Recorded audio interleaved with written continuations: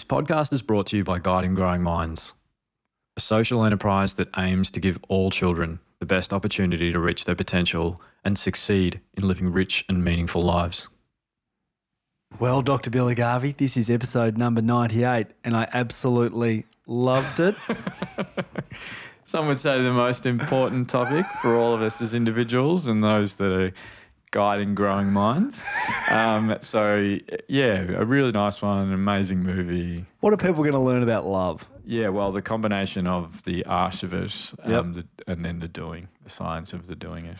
Yep. Why it's important, how we can do that, and weaved through an amazing movie. It's an amazing movie. Powerful scene. Yeah, a powerful movie. The movie is mind expanding, and also the topic is brilliant. I think we're going to have a huge part 2 to accompany this one as well. But make sure you get into it, guys. Questions, reflections, advice. Yeah. Please send them all in. Yeah, I think, it's awesome, and an awesome movie and a great scene. I think we all love Interstellar on its 10-year anniversary. But enjoy the episode, guys, and we'll get your questions in for episode 2. Hi, I'm Billy, a developmental paediatrician. And I'm Nick, a developing parent. We're going to use scenes from iconic movies to talk about how we best support our kids. This is Pop Culture Parenting. Hey, don't let your mother smell that beer on your breath. She'll take it out on me. I don't want to see you again for the rest of my whole life. And I don't want to see anybody else either. Who is your daddy and what does he do? Just use your best judgment. We trust you. Good morning, Dr. Billy Garvey. How are you? I'm good, mate. I'm good. Really good. You sound relaxed. Yeah, it's funny. I always feel a little bit relaxed once you're here. Oh, yeah? Because I think I spend so much time in leading up to the app that thinking about it and working on it and like I've said before, it's a little bit lonely. And then you get here and I'm like, sweet, we're going to do this. Do you know what I mean? And you energize me every single time I ever see you. You energize me. Well, mine's now, these days, nervous energy, sort of, because I don't know what the topics are anymore. So I don't know what I'm in for. So do you know what? I reckon, I don't know how far back we swapped that, but it's you're so naturally gifted at being the listener. And do you know what I mean? Like, no, but I mean that. There's not many people who come in and be like, I got no idea what he's going to talk about, but I'll be there genuinely and 100%. Yeah, keen to understand it. I probably wouldn't do it. Well, it's funny. I think people go, wow, Nick's really genuine. Like, he's really learning. I'm like, yeah, Nick's really genuine. He doesn't know what's going on. Yeah, but it's beautiful because you are here. It's funny. We are both here for different reasons, and we're going to talk about it. It's on topic. Ooh, okay. Yeah, we're both here for different reasons, and I'm here more for me, whereas you're here for your kids. Okay. Yes. Okay. So this is fascinating. Yeah. Well, it'll be good. Maybe before we get too deep and meaningful, a couple of shout outs that I have to say. Do it. The live show. So the live show is looking amazing. I shouldn't have chickened out and I should have booked a big event. But I was like, I think the 350 seat venue was $12,000, and I was like, that's a very expensive Mistake if no one turns up. Mates with feet up. But there's a big wait list. If you can't come, can you please put your ticket back into the mix? Obviously, a refund, just because there's about 300 people or something that really trying to come. We're going to try and do a couple of things to get more people in there. If you are coming and have a ticket, the amazing Terry, who is working full-time or more than that for free, trying to organise all this, one of the amazing board members of Guiding Growing Minds, can you please respond to her email? There's some really important questions in there that are going to make sure our night is lots of fun. And we are now, I don't know if I told you this officially, but we were running at a pretty significant loss for the live show. It was going to cost essentially analysts and my savings, but it was going to cost us a lot of money. But we are now looking like we'll break even thanks to a sponsor. Cool. So which is phenomenal. And the beautiful thing is, like, we get a lot of people who reach out wanting to help and stuff. And it's usually me because I complain so much about how much I'm drowning. We need partnerships and we need people to help with expertise and resources that sit within their organisations and stuff, not to cut time away from your kids. But Megan Harvey is, I know this now because she's come out of the woodwork to help, was initially someone whose husband sent in a question. And you might remember, like, the sports coach, how to help the kid who was struggling and support the dad. Yes. So beautiful connection to pop culture parenting. She's also a clinician with a couple of decades of experience as a nurse who, similar to me, has taken her frustration of like it's really hard to access evidence-based information, and she's built a organisation called Help at Hand Education.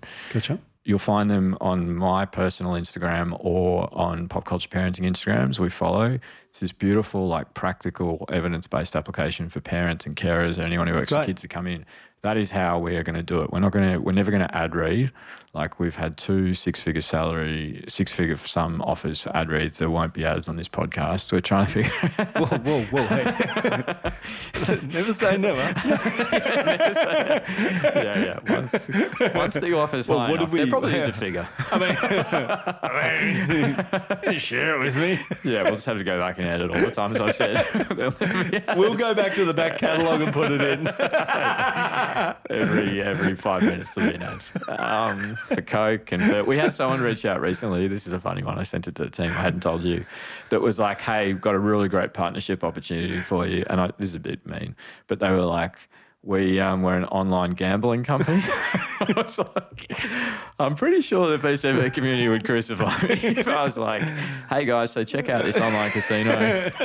So we're looking for kind of genuine stuff. And if you want to help spread the word, like leave reviews for the podcast, reviews for the book. Like a lot of the winners, I haven't said this to you either, but a lot of the winners of the book, when I'm like, sweet, they're like, I've got the book. Can you donate it to someone else? And what we're looking at is donating it to libraries, because I've been doing some library talks and stuff. And we're just trying to make this information accessible is the whole point of everything. So similar in a way to shout out to Help at Hand Education. How good.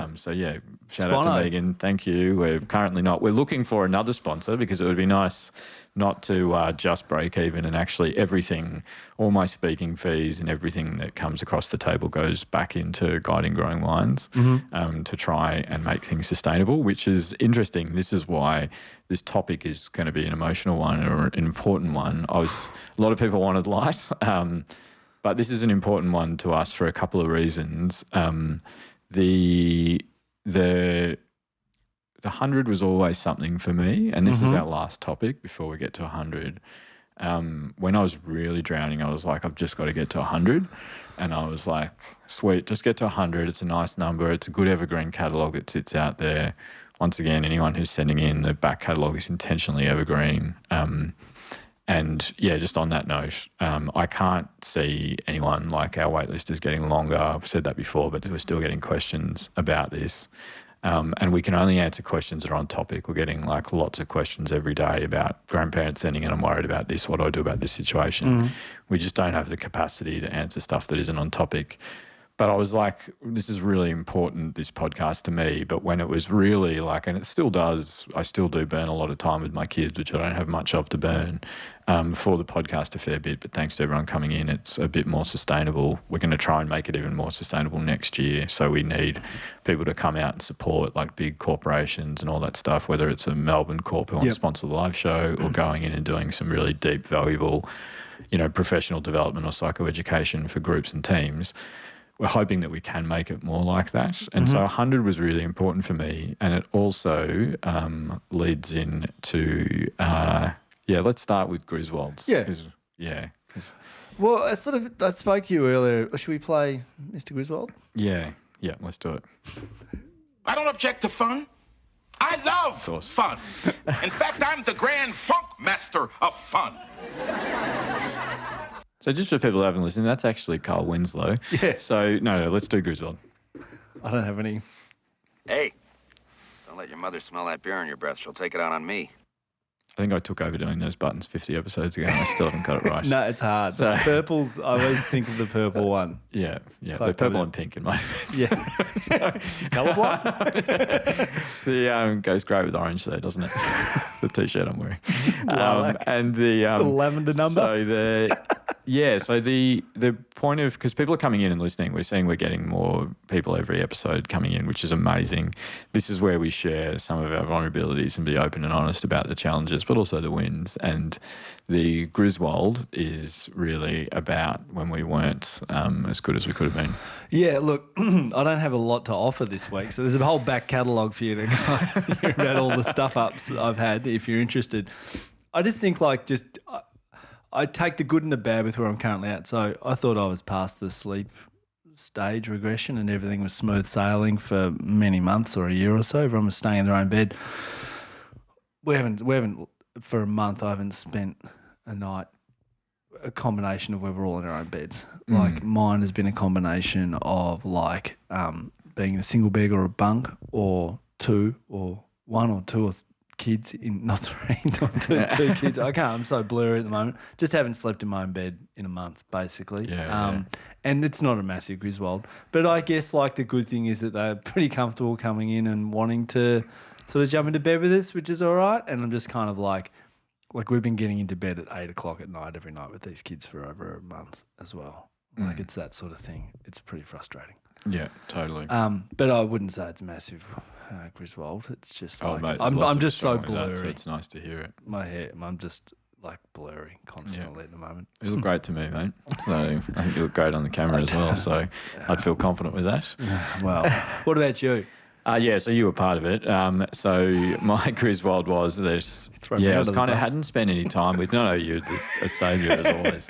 I'd had a pretty tough week. I've been trying to get the social enterprise, to get out of debt. So I have more than a full dance card, and then I was flying interstate once a week to do talks and getting landing from Darwin at 5 a.m. and going to work, and I was just drowning a bit back there recently. And then Annalise had one of her beautiful 14-hour shifts on the weekend. And Annalise never complains about her hours, whether it's an 84-hour week that she's been rostered to or 14-hour shift. And it's funny, my major struggle with that, and that's probably the hardest thing for us as a family because how much Annalise works. She never complains about it. And I don't complain because she's not able to help me do more of the parenting stuff because she still does most of it so that I can do all of this, which is I feel horrible about, and we'll talk about it this ep probably. But it's because I don't get to share parenting with her. And I grew up without two parents sharing and enjoying me. So I'm so conscious of it. I'm in this loving relationship with this woman that I adore, and she's working so much. So that's the bit that I struggle with. So the Griswold is I was doing that and I was like, cool, that you just got to get out of the house. That advice of just get out of the house. Got it. So I was like, I'm going to get out of the house. And you were having a picnic in the park. And I was like, sweet, I'm going to bring the kids. And I've got both of them. And Charlie's been really clingy and just won't let me not carry him.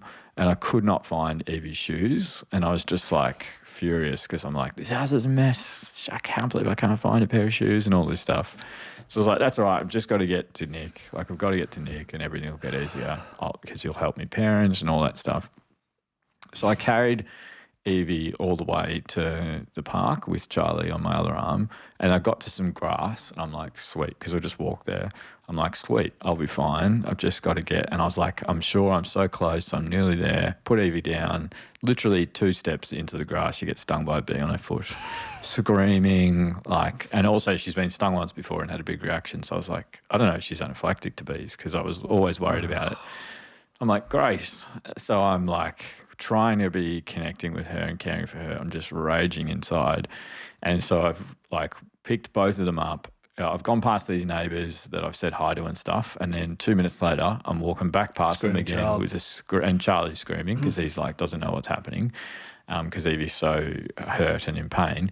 Back into the house, back down. I'm trying to help Evie and Charlie's cracking it because I put him down on the floor in the house and I'm just shot you off your text and was like, mate, this has gone horribly. And then I'm putting, and then I see you show up a knight in shining armour and you just, yeah, mate, you came in. The funniest thing is you were I remember you just started cleaning the house. I was so nervous. It wasn't a great situation. So I looked around and was like, you connected with Evie and calmed her. You put Ronnie next to her on the bench and she just started lighting up because you were there and your daughter was there. And then you just started cleaning. You were pretty wound up. I was like, how can I help? And I looked around and went, start cleaning this. And I remember you picked up a cup that's full of slime and you're like, we can just throw this out. Whole thing. It's gone. Just put it's the okay. whole You'll feel better with some clean surfaces. So it was beautiful, and I wish everyone had a Nick in their life because it's I adore Annalise. I just don't get to see her enough, and I don't get to see you enough. But it's No, we don't. Yeah, so it's this beautiful Griswold that became a Winslow, but I've also got a Winslow. Keep going. Do you have a Winslow? No. Okay, well, let's play him again. I don't object to fun. I love fun. In fact, I'm the grand funk master of fun. So my Winslow is, I've been really nervous. So there's two real vulnerabilities for me with this podcast. Mm-hmm. One is that I've sacrificed so much of my time with my kids and made Annalise do so much of the parenting, and it doesn't work. Like it doesn't achieve what it's trying to. And a couple of people have been a bit critical of like the book and what I'm doing and stuff. And they're like, oh, you're just doing it for limelight. You're just doing it for stuff like that. And don't get me wrong, I love a microphone. I love seeing myself on TV and all that stuff, but not more than I love my kids. And the one thing that I'm trying to do this for my kids. Like the book talks about it. I try and talk about it on the podcast. But anyway, the book came out and I was really nervous. And I was like, oh man, who do I think I am? Like imposter syndrome. I've worked at this, huge tertiary pediatric hospital for over a decade, and I still feel like a bit of an imposter there because I'm the kid who's not very smart and got kicked out of school. And, these are all like really highly intelligent, amazing people that I still look up to. But a few weeks back, since our last episode, I got asked to speak at the state dinner for pediatrics. Nice. And it was like, please come and talk about the book. It was so overwhelming. People won't be surprised to hear that I got a bit emotional and a bit tearful up on stage talking about it. But I had this like just celebration of like walking into this room and seeing like people I had trained who are now qualified, people that trained with me who are like, when I think of the best developmental peds, I know it's them. And then people that I look up to who, when I came, they were like my North Star of just like passionate advocates for kids and just fierce and like smart and hardworking. And one of them was there and I got to like say that to her. And it was this really beautiful thing. And like, yeah, good. Yeah, it was really good. And it's like, it's an important thing that like what we're going to talk about, I won't reveal the topic yet, but what we're going to talk about today is that, and it's important we all have that. I want to do something a little bit weird and read out some feedback because I actually forgot it last time, but it's one of the classics. And when every single thing that comes in gets read, and it all means, like I often cry just like reading. There's some I can't read out, but there's one woman recently who was just like, you guys are helping people that will never know you helped them. And like, future generations and turning around domestic violence and all that stuff. It's really powerful. But this is just such a beautiful one that because I know you haven't seen them, so I get the privilege of like reading them. Lay it on me. Yeah. So hi, Nick and Billy. Billy, you mentioned a couple of episodes ago that if this podcast helps one person see a therapist, then it's been worth it. Well, I can confirm that it's helped me to see one. My wife and I have our own family histories of household dysfunction and our own personal histories of mental illness. And like many here, we're trying to transform our trauma rather than transmit our trauma as we parent our preschool daughter and infant son. I saw a therapist many years ago during a stressful period in my life, and I was on antidepressants for some time. Looking back, it was the best money I've ever spent. Now in the stress of parenting two little ones with high expectations and low support, I finally arranged to see a therapist again and had my first session this morning.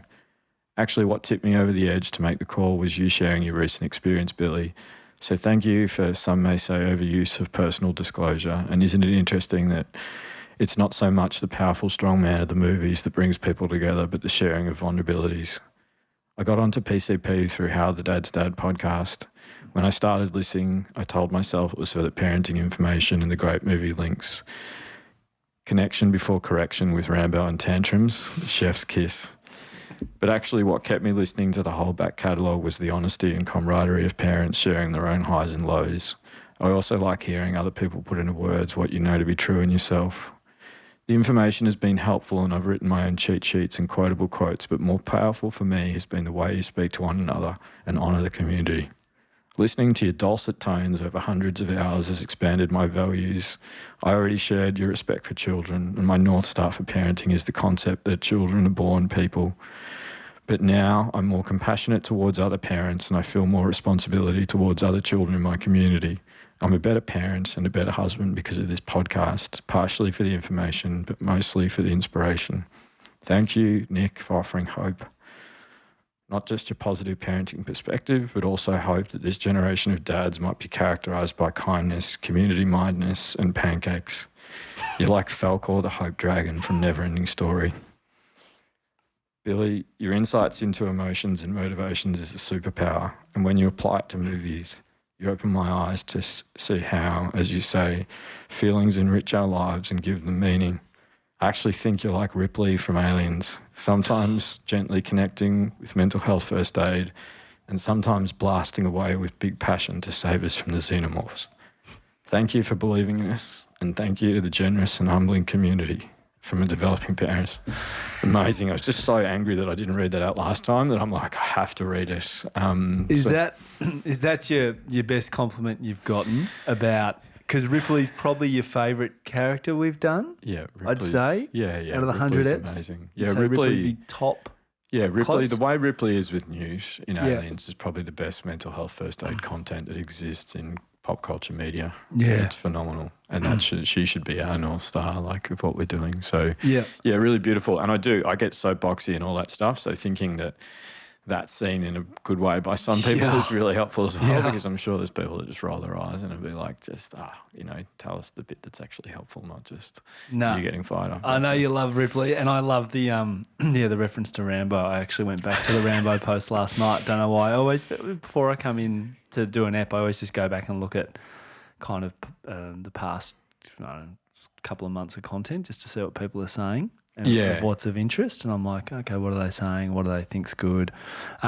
Just so I can sort of have in the back of the mind. And someone had tagged us in an old Rambo post, which is so long ago, and I just think that's one of the funniest. Serious tantrums. I remember I was sitting on it for ages. So I was like, good. I can't wait to give you this. It's such an epic movie. Speaking of movies, now, unreal. Timing on it, amazing. You know what's going on at the moment. Tell me, because I might 10-year release. Oh yeah, sorry. I thought you were saying, because you know how there's a new Gladiator movie coming out, that I was potentially going to do Gladiator because I love that movie. But this one is the one people have asked for this movie. Some people have asked for this movie because they're like, can you do a movie that actually came out when I was alive? That's what I was going to say. This is the newest movie. So we're talking about Interstellar. Yeah. So this is the newest movie that we've ever done. The most recent, the most recent movie we've ever done, because we usually, when it started, we were doing 80s and some 90s, and then we moved into some thousands. But believe it or not, there's parents out there younger than us. so they were like... I could be a grandparent. I didn't grow up with any of this stuff. I'm that old. I feel that old. I feel like I could be a grandparent. That's how it was. I've got a bad hip. Dude, my left hip. Had an MRI. It's bad. Right, we've got a long way to go before we can sit on the porch and just reflect back on parenting. But so this movie, I know you like it. Love it. And anyway, it's the 10-year anniversary of it. And I just think it's, I have the Hans Zimmer music on a playlist for this, like, because it's often played at ballet. My kids both do ballet, and they do it to recitals. So Cornfield, I can't remember what it's called, Cornfield something. Do you know the story of that music? No. So the journey is really interesting for Interstellar. So Interstellar was initially Kip Thorne, who was the Clue, which is her theoretical physicist. He actually kind of came up with this concept with a woman, I think Lydia Orbst, and she was a movie producer, and they previously were dating, but they were hanging out and let's bring this idea to screen about science meeting art, and that's what it's about. It's what this podcast tries to do as well.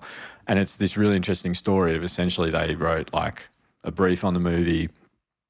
They got someone to write the script, which was, I think, Joseph Nolan. It was. Important surname. It was. Yep. And then Spielberg was going to do it. Then Spielberg moved production houses, and so Joseph, who was writing the script, and he studied NASA. He did all this amazing stuff to write it and think about that.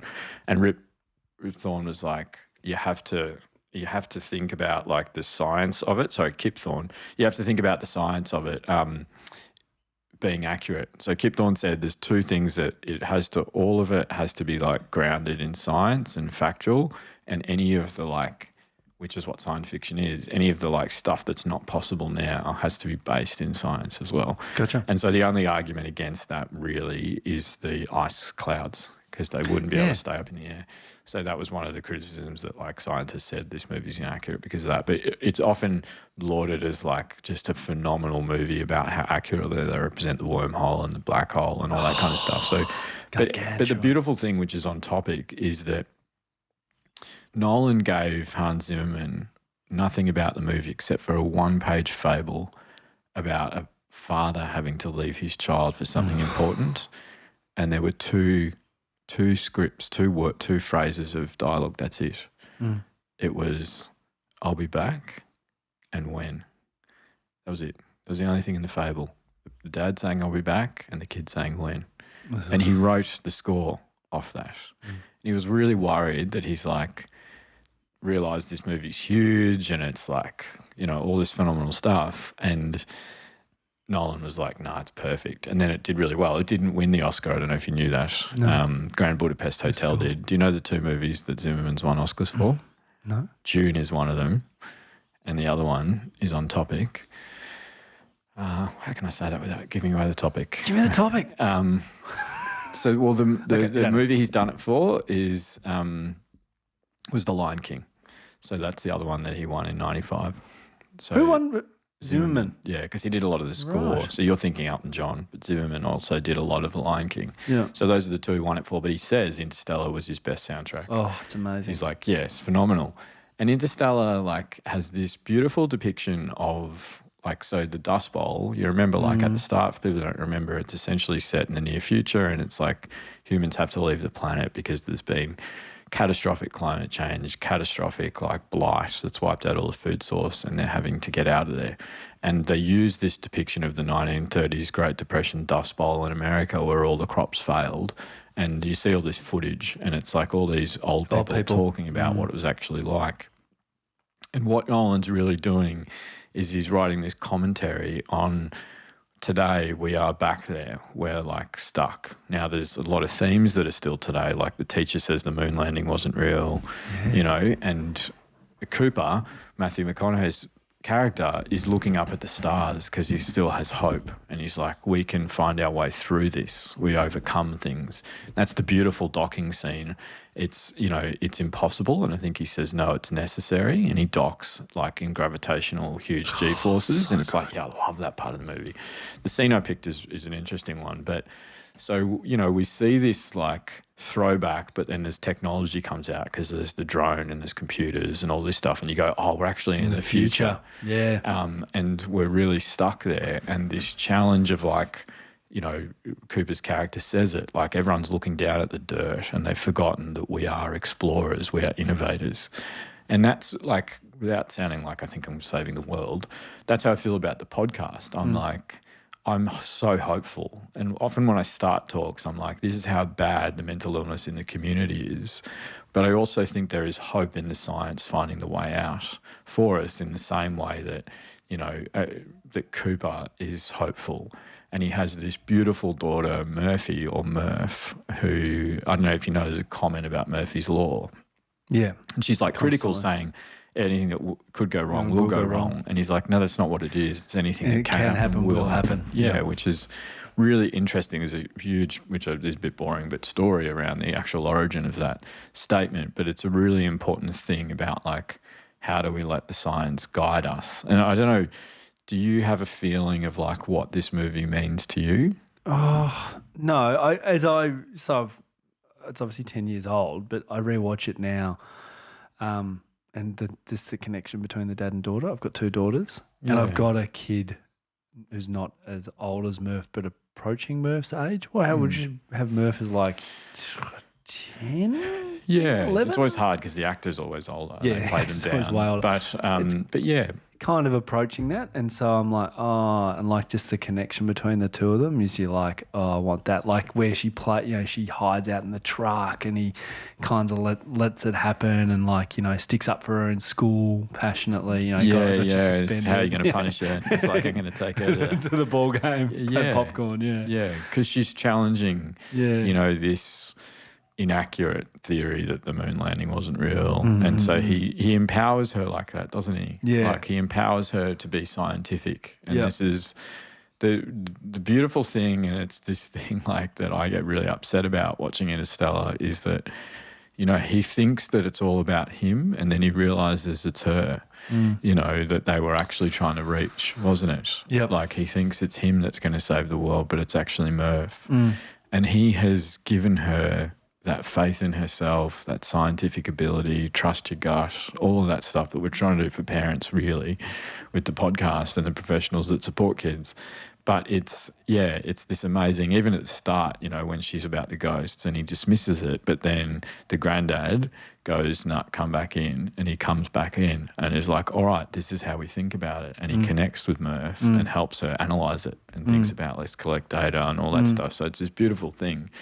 But yeah, what do you think is the key theme of Interstellar? Well, I feel like I'm saying it again, but there's a fair amount of hope in it. But I don't think that's it because we've just done resilience. So I get that's not it. I think the bond between dad and daughter is really strong. Yeah, what's another word for bond? Connection. Yeah, love. Love. Okay. I think the movie is about love. Okay, good. And there's discussion about love, isn't there? I don't know if you remember. Oh, when they're deciding whether they go to Miller's planet or they go to another bloke's planet. She's like, why not love? Why can't it be love? Yeah. That's what she says. Yeah, exactly. Anne Hathaway. And how good she just... Yeah, the cast is phenomenal. Oh. Like we've got Chalamet. Fair dinkum. I haven't. I haven't watched it so long. I forgot that he's in it. Yeah, he's great, and then he becomes one of the other great actors, Casey Affleck, who's phenomenal. Amazing. Yeah. We've got a lot of Nolan's recurring stuff here, haven't we? We've got what's his name, Alfred from Batman. I was going to say Edward Woodward. It's not Michael Caine. Michael Caine. Yeah. We even have going back to Iceland. You know what I mean? Because remember Batman where he's doing the sword fighting, and it's that white stark. That's man's planet. So they went back to shoot there as well. Jeez, you're good. Well so done. Yeah. Well, it's these recurring themes, and the reason that Nolan got it was Batman and what was the other movie? Inception. And so that was why he was able to do this movie. And I think it's this beautiful story of love. And it's funny, I'm a bit critical of Cooper, and I had to self-reflect on it, where I was like, how can you leave your kid? But then I've kind of left my kid for my career for this podcast. Like, do you know what I mean? And so there's this interesting thing where, Cooper is essentially trying to make this right decision about what to do, but he's kind of doing it, which is how I justify it, probably not as fairly as Cooper, is that I'm doing it to try and make things better for my kids and a brighter future and all that stuff. That's why I do the pod. I'm not sure that's so ambitious. And it's like, sometimes I'm like, who the hell do I think I am? How arrogant is that? And those are the things, and that's what we're going to talk about. We're going to talk about love and what is love, what is the science of love. Anne Hathaway talks about it has the ability to, move across time and space like nothing else can. And a lot of people would be like, well, this movie's a bit ridiculous because... it's impossible, it's a paradox, you can't go back in time. But what they're talking about is time dilation, and that's based in relativity. Yep. Just Einstein, time is relative, all this stuff. And that's like the black hole thing is true. Time changes in how slowly and quickly it moves based on black holes and gravitational pulls, and they're called gravitational wells, which is why, Cooper goes into one, and then time slows for him and he comes back out and he's lost 23 years. You like physics, don't you, by the way? Did you like physics? You studied it I liked first? physics. I was bad at it. I failed at almost everything.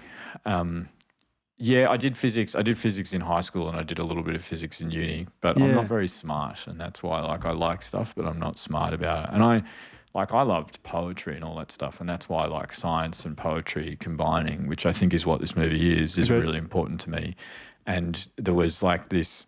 This movie is really how do they come together? And Anne Hathaway is arguing that man is like the worst of us, isn't he? He's called the best of us, Yeah. but he falsifies the data to save himself, and he tells himself a story that like he's going to save everyone.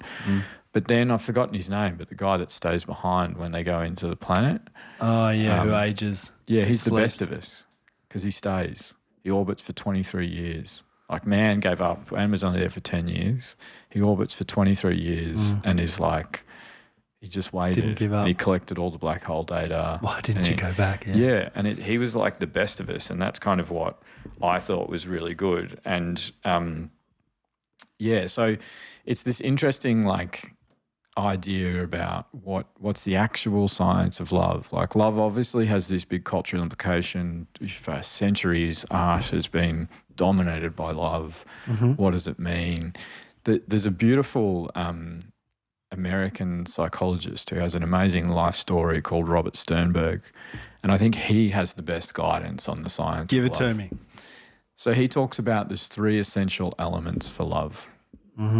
So 3 bits. And now we're talking about lots of different elements of love here. We're talking about the love of our kids, the love of what we do, the love of ourselves. Like, these are really important components. Intimacy is the first one. Okay. Now, what does intimacy mean for you? You're intimate with your partner Yeah. as opposed to anyone else? Can Yeah. you be intimate? Well, can you have an intimate relationship? I don't know. I find it a little bit confusing, if I'm honest. Yeah. It's a real closeness that's private between 2 people. Beautiful. God, you're amazing. So we share that. Oh, okay. We have an intimacy, don't we? Okay. I didn't know. If We had an intimate conversation for an hour before we had an recorded intimate. today. That's Okay, yeah. like, Now I get it. Yeah, yeah. You know, we have an intimate thing where we share and vulnerable bits about ourselves. Yeah. And that intimacy. With thousands of people.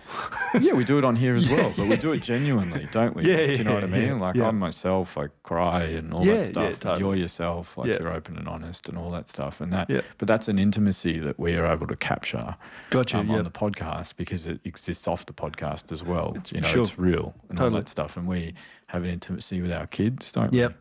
So Yep. you have an intimacy with both your daughters. Yep. There are things and moments and things, routines and traditions.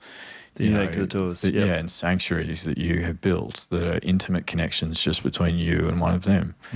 We have an intimacy like this. I have an intimacy with this. I have an intimacy with all the pod. kids I do Gotcha. that I meet in Oh, clinic. the topic. Yep. There sorry, are, yep. you know, that is a sacred space that is really intimate that I get to meet those kids in clinic.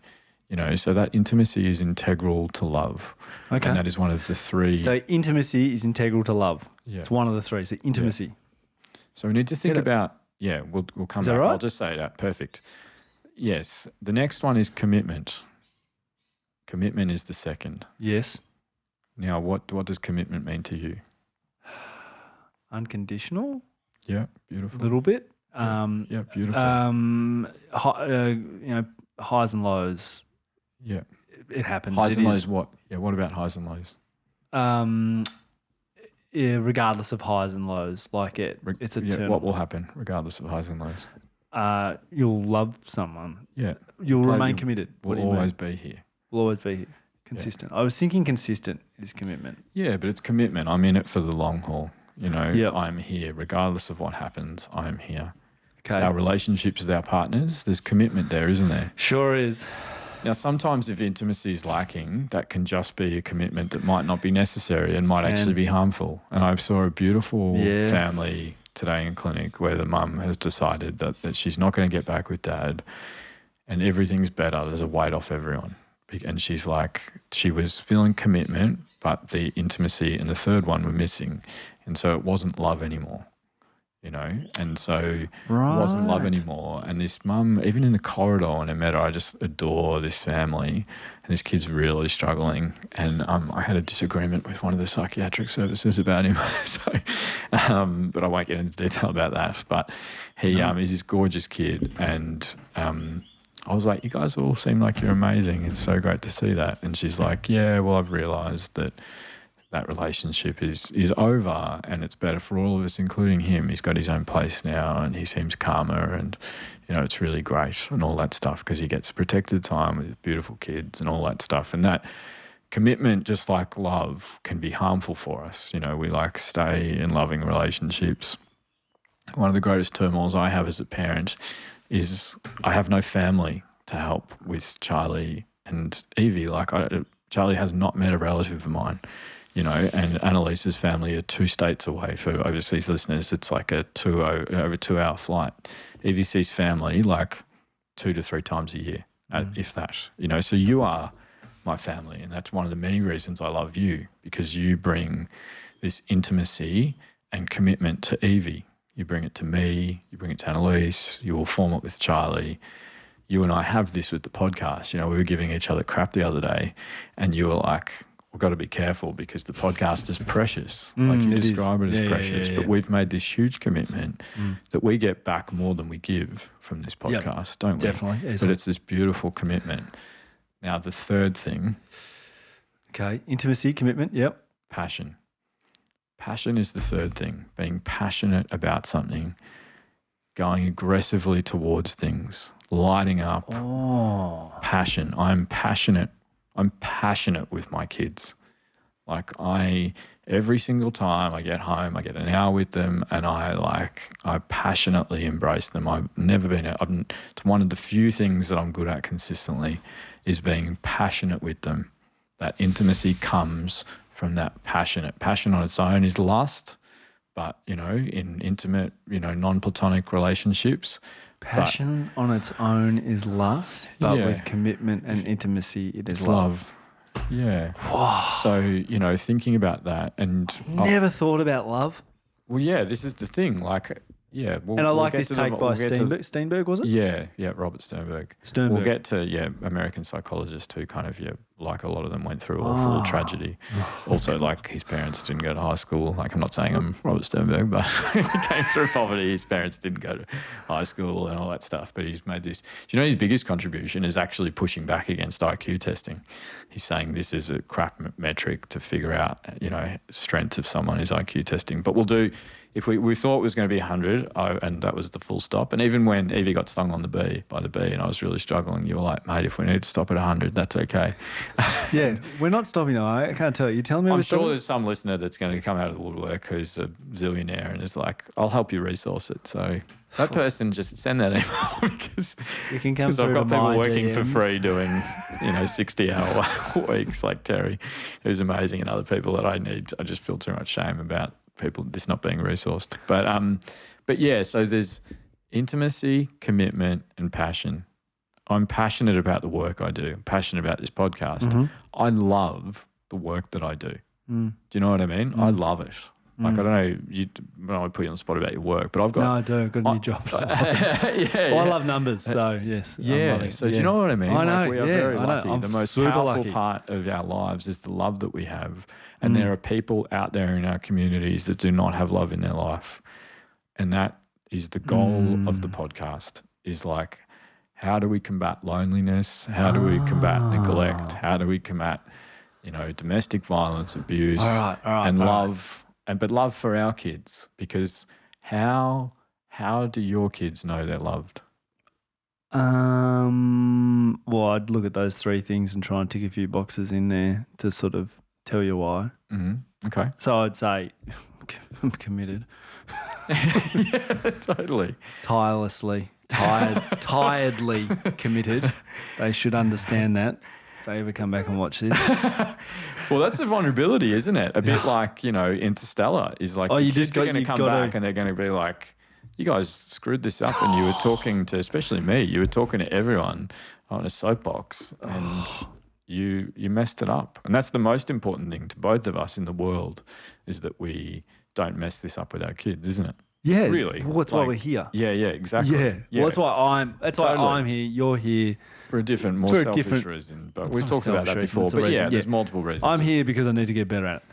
Okay, yeah. I'm intimate with them. I share things just between the two of us on certain things. I have like little rituals that I have with the kids. Beautiful. And committed. Passionate. You're you committed. Are mate. You are passionate. One of the most passionate parents I've ever met. No. I do enjoy them.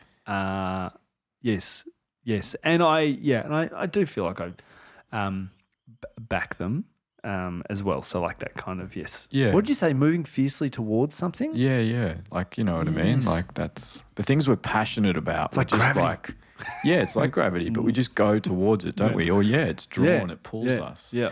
And that's, you know, I am so lucky that I have so many things. My biggest problem is that I've got too many things that I'm passionate about. You know what I mean? And and I do worry that I do it a lot for the limelight, and I like love people coming up and talking to me in the street and all that stuff. I don't and think that's why you do it. No, but you know what I mean? That's the risk that I have. Because I know. like self-love, so too much self-love is narcissism, and I worry that I'm a narcissist, you know, because I'm like, Jesus Christ, who the hell do I think I am doing all this stuff? But I try and temper that by making sure that I have people like you around me, you know, Annalise around me and all that stuff, and also that it's a good cause. And there's even a point which I had to cut out of the scene where he's kind of saying, don't think, you know, doing the right thing for the wrong reasons.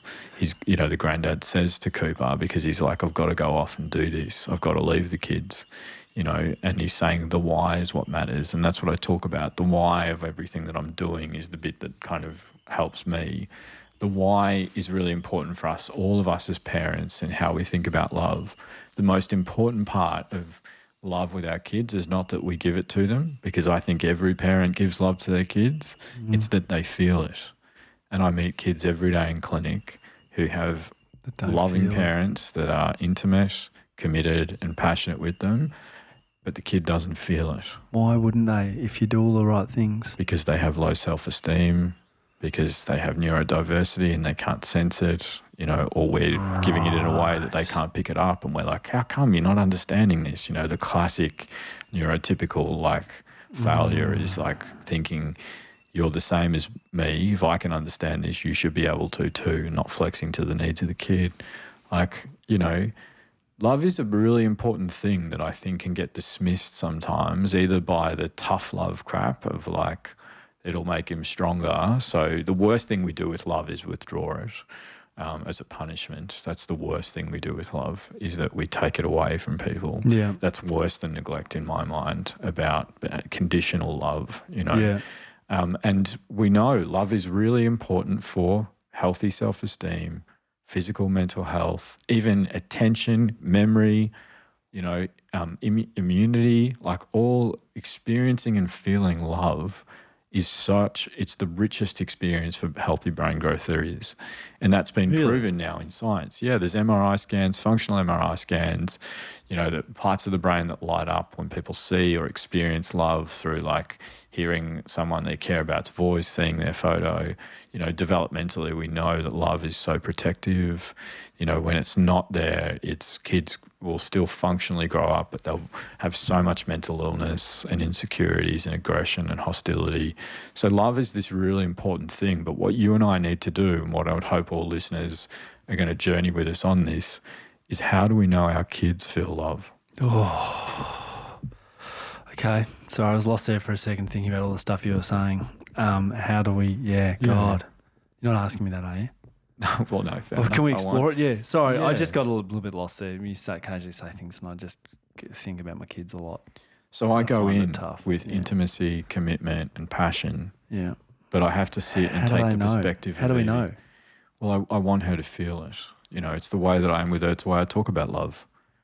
I tell Evie I love her, I'm not kidding, 50 times a day. Yeah. And she gets annoyed by it. I make sure that I'm not asking for her to say it back. I just want her to know that. But by telling her, but isn't it a lot?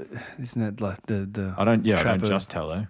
I don't show just tell her. her. I show her. So you got to show I them. talk about it. I express it. I talk to other people in front of Evie about how much I love her. Like you know what I mean? Love is, I don't think you can overdo love, but I'm like, because I grew up with trauma. I grew up with all this awful stuff happening, a lot of the childhood adversity, but I knew how passionately I was loved.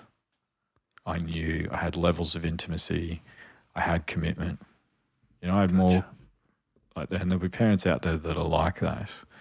But I had a level of commitment that was just, you know, around me and engulfed me, the same as passion. You know, my mum was like this feminist, you know, like powerful, you know, weapon who was emotional and a roller coaster, and I had to ride that with her. But yeah, and she worked so much and she was committed but also had this beautiful intimacy and this beautiful way that she would be passionate about her role as a parent, her role for the community. She worked for disability services and did a lot with Indigenous health and all that kind of stuff. And, she was passionate about it. And so I had this role model, which I'm trying to do for Evie and Charlie as well, of it's not just you guys that I love. I also love what I do. I love Uncle Nick. I love your mum.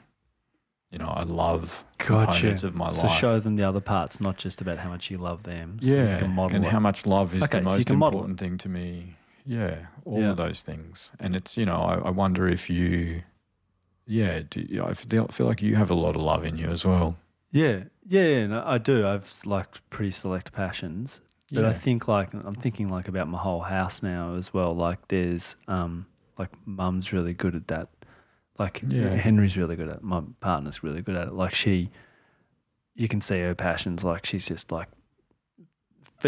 constantly baking or constantly crafting. She loves that, and it's good because the girls, girls and boys, they are drawn towards that with mum, and that's really nice. So they can see how important that is, and I think that rubs off on them. And she's passionate about that. Oh, the caregiving that is innately in mums is so powerful. Annalise, just that level of commitment from the perspective of love to she keeps the house moving. And often I'm the most difficult child in the house. Do you know what I mean? But she has this beautiful commitment, and she's different to me in intensity and passion and intimacy. But, see, I love predictability in my house. Yeah. So I do a lot of that. Why do you think that is in relation to love? Why do you like predictability? I just feel safe. Yeah? Why do you need to feel safe to think about and express love? Because I think it's easier in a household for everyone to probably understand love if it's safe and calm and in control. Yeah, but it also helps you look out. When we're struggling and we're stressed or we don't feel safe, we're kind of looking internally a lot. Yeah. Or my feelings are flooding me. Yeah. I'm frustrated, and it's quite hard sometimes then to think about the other perspective, to make sure we're being passionate about the people that we care about in the moment, that we're being intimate, we're focusing on our commitment. Yeah, I've been reflecting recently. Everyone's like, what are you up to? And I'm like, mate, I'm doing nothing. But it's probably really a predictable household that's... You could say on the outside, that's pretty. I could say I reflect it's pretty monotonous. I do pick up, I do drop off, I do. Yeah, meals, but I've been with you in that, mate. Everything's beautiful that you do. You are you do drop off and pick up passionately. But I think I guess my point is I think it's actually good so that you can see if things aren't going well within the house. So if it is calm and predictable environment, which is what it is, if I can see things maybe that then aren't going well from my kids and between my kids. Totally, but it's not just because I know there'll be listeners out there. I grew up in screaming and shouting and physical discipline and all of this stuff, but the love was still there, Gotcha. And it was and it's not to say the love completely negated the trauma of those experiences, but I think it's been a really protective thing for me in my self-esteem and my mental health and all those things, was that love that I experienced growing up. And it's hard because I would be no surprise, I've loved lots of people, and a lot of them, the majority of them are not an active part of my life anymore. Some tough. of them I don't even know if they're alive or not. And it's, but I also have the balancing act, and I suspect there'll be listeners out there as well, of how do I protect myself from the potential trauma and loss of attachment of people I care so deeply about leaving me again or hurting me again? Now I have the additional challenge that I know listeners out there will agree with of how do I balance that with my kids? I have you and I have the person that looks after them, and I have Annalise around these two kids. The person that looks after them, most of Annalise's wage goes to her. She's worth 10 times that. And I remember feeling awkward the first time I was getting ready for work and I heard Yvette say to her, I love you, and I was I just paused and I was so vulnerable in that moment, and she navigated it beautifully. But she demonstrates love to these kids. She's in a paid role, but she does so much more than that. And She's an asset that I can't lose. Like, one of us would have to stop working because we have no one else. But, you know, that's what's important, is how do we make sure that there are loving, healthy relationships around our kids, that they experience intimacy and passion and commitment with the stuff that they do. You know, and for some kids, that'll be piano, but we don't force it on them either. And we just explore what are the things that they're passionate about and how do we help them have commitment to it. How do we help them have an intimate relationship with those things? And they used to think, like, love is a process, it's an action, it's a doing thing. You know, it's not like a feeling we just hold internally and it's all warm and fuzzy. And the way we do it with our kids is really important.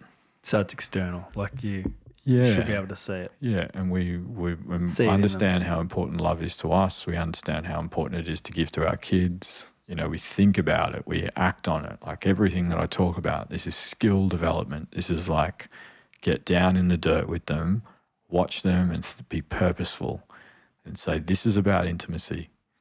This is about me having intimate engagement and opportunity and rituals with my kid because of how much I love them. And I will watch them and try and understand their perspective and show me that they feel love. Good God. I've been pretty long. So should we do scene? Yeah, let's do it. I'm trying to get, love caught me out. Yeah. Blindsided by love, Billy. Yeah, thank you. But it is, mate. Like the best thing. Yeah, I've never thought about the for me science of it. Like, I've never really thought of love other than a 4-letter word. Like, you know, love is and all that sort of stuff. Yeah. I remember when I've said it to someone and all that sort of stuff. But yeah. Yeah, totally. But yeah, and for men it's hard, isn't it? It's hard to talk about love and tell people you love them besides your partner. Yeah. Do you know what I mean? True. Yeah. You told me you love me recently. Well, I do, mate. I should be telling you that every time I see you. Like, you're such a positive part of my life because of that. You know what I mean? It's not rocket science. Like, the reason that this is one of the highlights of my fortnight is because I get time with someone I love. Yeah. Like, do you know what I mean? Don't get me wrong, I love the podcast as well, but you know what I mean? You and I would be doing this if it was 2 listeners. We were. Henry and Annalise. Do a live show. Yeah, they're just sitting there. They're both coming. Which is a funny thing. You've struggled so much with what to do because you have so many people that you love in your life with what to do with your allocated tickets that you sent me the names and you've forgotten Henry. And I was like, mate, is Henry coming? It's like, oh, good point. Back to the drawing board. Good point. So Nick has worked very hard to try and get tickets for everyone he loves. But future shows, guys. There'll be, if this goes well, there'll be future shows. All right, let's do this scene. Let's do it. So beautiful moment. Powerful one. Now, the audio is going to be a bit hard to hear, and Nolan did that intentionally. I don't know if you read any of this, but he actually used to put up in the cinemas. The sound mix is not wrong. The movie was recorded like this and set up so that it's hard to hear people talking. It's just a bit annoying for an audio of a scene on a podcast, but we will obviously put the scene up visually on Instagram as well. And this is the scene where Cooper hasn't left yet. He's just come back from NASA. They've come back in the car. Now, for people who are watching this is when he talks to Merv? Yeah. So I had to cut it a bit. And it was initially what I wanted to put up was 8 minutes. And I was like, people will not want to listen to the 8 minutes of the scene. But I've cut what I think is the important bit for the topic we're on that can help guide us. Okay. And there's a beautiful visual moment that you won't hear in it. And you've already talked about it. It's the first time he goes on a mission and tells Merv she needs to stay. She hides in the car. When he leaves her and he's not happy the way that it's ended, he looks for her again, doesn't he? Yeah. It's this beautiful, powerful moment jacket. that he picks up the jacket in the car, probably hoping she's still there. And it's hard. All of us have times where we have to leave our kids, whether it's the drop off at daycare, I've got to go away for work. You know, it's the hours that we pour into something we're passionate about and that we love and we're committed to.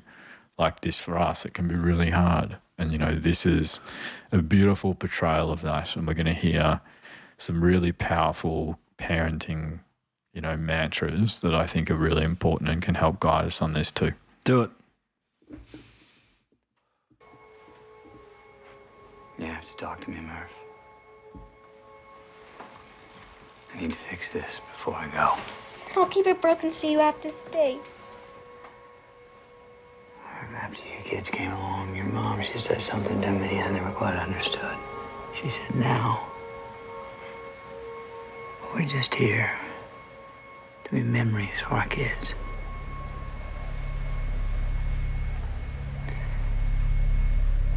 think I now understand what you meant.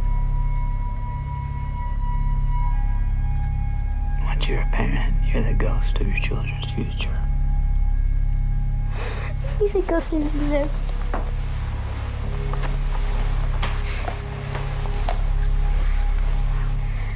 That's right, Murph. Murph, look at me. I can't be your ghost right now. I need to exist. They chose me. Murph, they chose me. You saw it. You're the one who led me to them. That's exactly why you can't go. I figured out the message. One word. You know what it is? Stay. It says stay, Dad. You don't believe me. Look at the books. Look at this. It says stay. Why? You're not listening. It says stay. No, I'm coming back. When?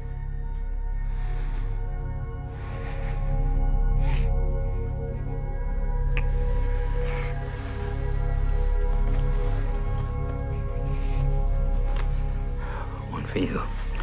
One for me. When I'm up there in hypersleep. Or traveling near the speed of light. Or near a black hole. Time's gonna change for me. And it's gonna run more slowly. Now, when we get back, we're gonna compare. Time will run differently for us. Yeah. Maybe by the time I get back, we might even be the same age. You and me. What? Imagine that. Ah, Murph. You have no idea when you're coming back. No idea. Oh! Don't make me leave like this. Come on, Murph. Don't make me leave like this, Murph.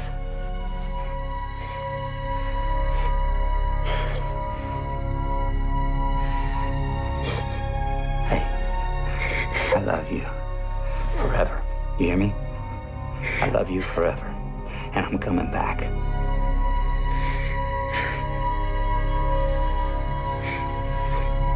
I'm coming back.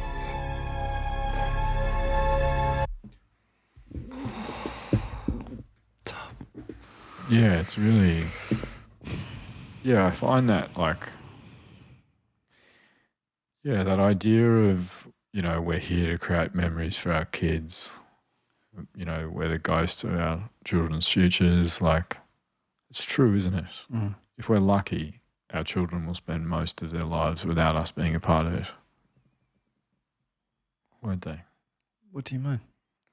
Winnie and Ron and Charlie and Evie will spend more time in their life when we're not around than they will. Just, innately, the longest relationships will be with their siblings and other people compared to us. Gotcha. Because Okay. Yep.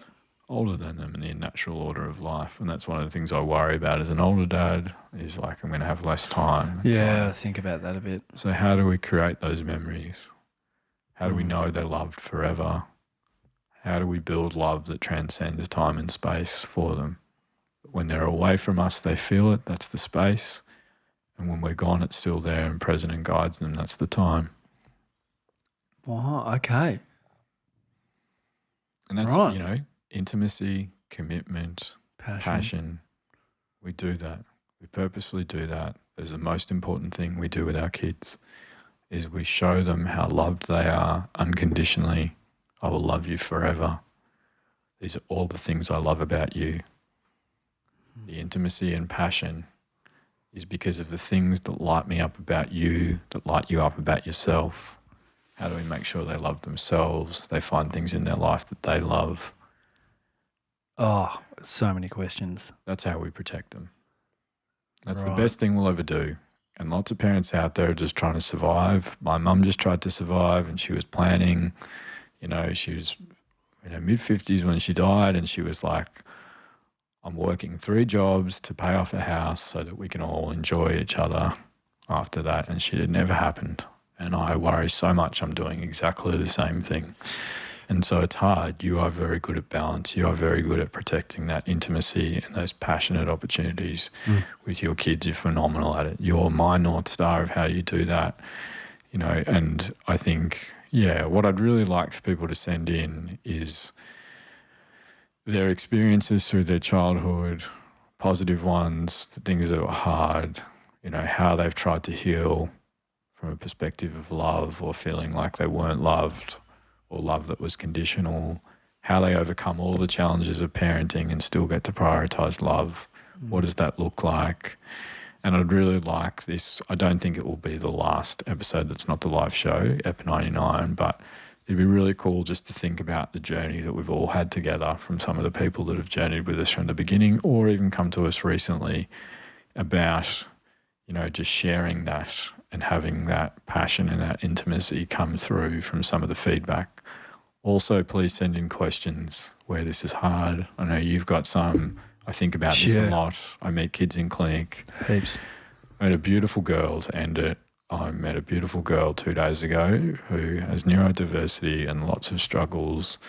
And on paper, people would be worried about her.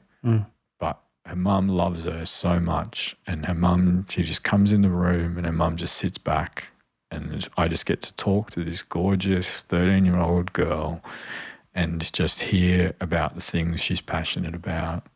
Like, she's really into these things. She's telling me what she's good at, and I'm like, what about with people? I think you're really caring. She's like, I try really hard to be.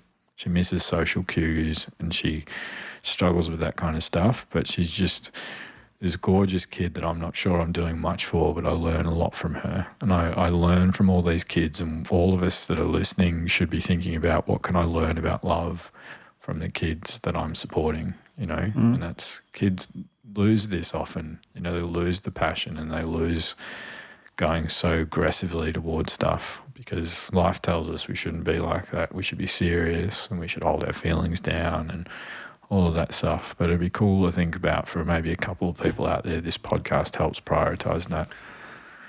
Yeah. Sorry, it was another heavy one. No, it was a heavy one. I only got a bit upset once at the start though, so. It's all right. No, I didn't think we could do this as a, like, I really like the framework for it.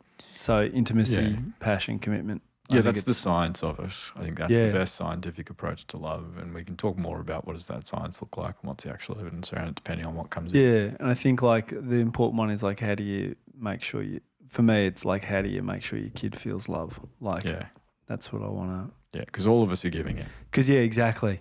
That's what I'm worried about. Lots of kids aren't feeling it. It doesn't matter what our intention is if they don't have that as a takeaway, then that's the worry. Mm-hmm. Oh, okay. This is going to be a big one, heavy one. Yeah, it'd be a good one. And then everyone will, that's not coming to the live, will have a bit of a break. Yeah. We'll have a breather. breather. And then we'll think about what to do in 2025. Awesome. Thank you, Dr. Billy Garvey. Appreciate it. So for those of you that this is your first time listening, we do a part 2 episode that Billy's referred to where you get to ask all your questions. And the best way to get those questions to us is via popcultureparenting@gmail.com. Also look out for the poll questions that come out on Instagram that will give you the opportunity to ask some short, quick-fire questions. We'll record this 2 weeks from, I won't bother trying to do it, but basically middle of November. Yeah, you've got about a week and a half to get stuff in after it comes out. Yeah, about middle of November. You'll got to have your questions in by, and then we'll do the recording and then drop it, and then that'll see us through to episode 100. Dr. Billy Garvey. Oh my goodness.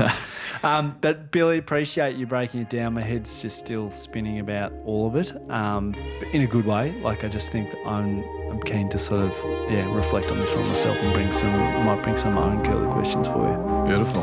Awesome. Thanks, guys. Hope you enjoyed the episode. Speak soon. Hey, don't let your mother smell that beer on your breath. She'll take it out on me.